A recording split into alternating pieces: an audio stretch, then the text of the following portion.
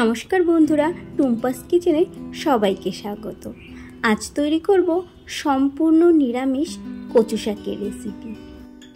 পুজো অনুষ্ঠান বা ভোগের প্রসাদে যে সুন্দর একটা মিষ্টি গন্ধ আসে, সেই গন্ধটা আমরা বাড়িতে আনতে পারি না। চলুন আজ সেই সিক্রেট নিয়ে চলে এসেছি। ওভেনে একটি রেসিপি বসিয়ে দিয়েছি, তার মধ্যে দিয়ে দেব হাফ কাপ জল। এবার কেটে ভালো করে ধুয়ে রাখা কচু শাকগুলো এর ভেতর দিয়ে দেব।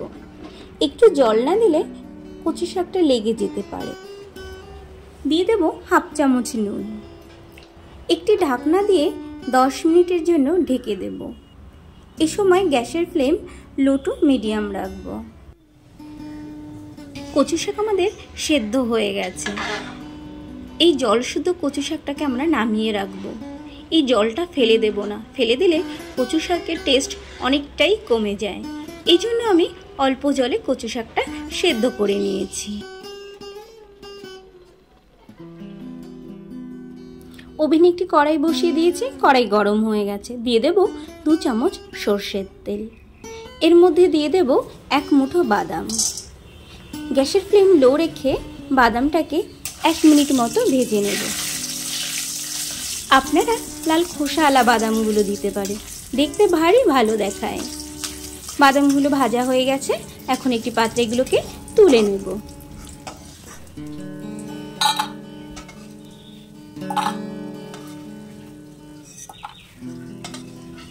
বাদাম ভাজা হয়ে গেছে, এই তেলেই দিয়ে দেব 2 মুঠো নারকেল কোড়া।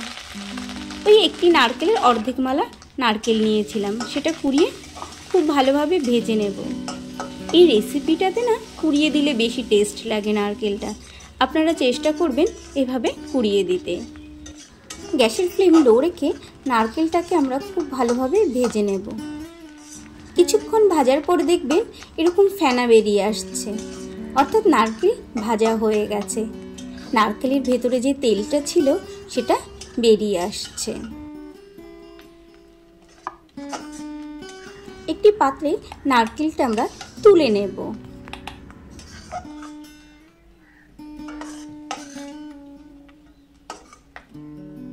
এই কড়াইতে দিয়ে দেবো 1 চামচ সর্ষের তেল। রান্নাটি না অবশ্যই সর্ষের তেলে করবেন, তবেই এত সুন্দর খেতে হবে। দিয়ে দেবো হাফ চামচ 5 ফোড়ন, একটি শুকনো লঙ্কা 2 টুকরো করে নিয়েছি, তেজপাতা, হাফ চামচ আদা বাটা। তেল গরম হয়ে গেছে, দিয়ে দেবো 1 চামচ 5 ফোড়ন। 5 ফোড়ন থেকে সামান্য গন্ধ বেরিয়ে আসতেই দিয়ে দেব শুকনো লঙ্কা আর তেজপাতা। তেজপাতা শুকনো লঙ্কা দিয়ে 30 সেকেন্ড মতো ভাজাভাজি করে নেব। খুব সুন্দর একটা গন্ধ বেরিয়ে এসেছে। এখন দিয়ে দেব আদা বাটা। আদা বাটা দিয়ে বেশিক্ষণ ভাজাভাজির প্রয়োজন নেই, জাস্ট 30 সেকেন্ড মতো ভাজলেই হয়ে যাবে। খেয়াল রাখতে হবে আদা যেন পুড়ে না যায়, আদা পুড়ে গেলে তেতো লাগবে খেতে। এখন দিয়ে দেব বেশ কিছুটা কাঁচা লঙ্কা চেরা। বেশ 4-5টি কাঁচা লঙ্কা এখানে আমি দিয়ে দিচ্ছি। কচু শাকে একটু লঙ্কা হলে তবেই কিন্তু খেতে ভালো লাগে।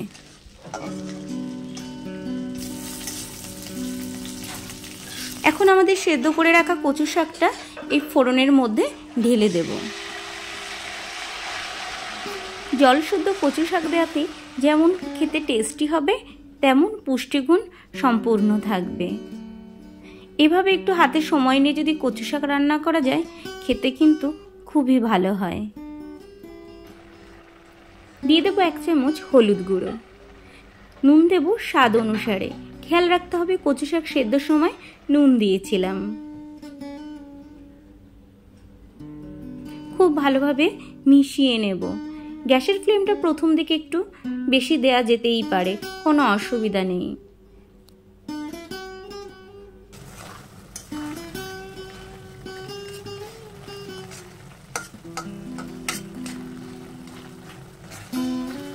মাঝে মধ্যে খুন্তি দিয়ে একটু নেড়ে দেব, যাতে কড়াইতে লেগে না যায়।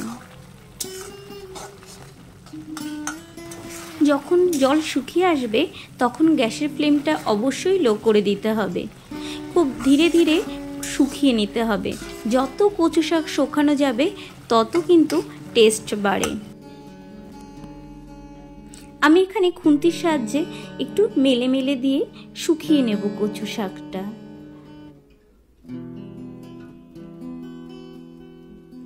রান্নাটি আমাদের প্রায় শেষের পথে। এখন ভেজে রাখা বাদাম আর নারকেল দিয়ে দেব। নারকেল বাদাম দিয়ে আরও 3-4 মিনিট রান্না করে নেব।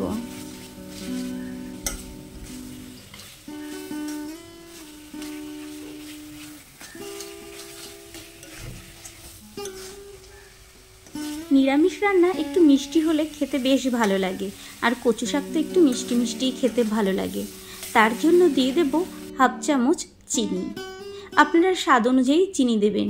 কোনো কচু অনেক সময় খুব মিষ্টি হয়, কোনো কচু মিষ্টি হয় না, সেই অনুযায়ী মিষ্টি দেবেন। কড়াই থেকে কচু শাক আলাদা হয়ে আসছে, অর্থাৎ এটি হয়ে গেছে। এখন একটি পাত্রে এটিকে নামিয়ে নেব। আমাদের নিরামিষ কচু শাক একদম রেডি খাওয়ার জন্য।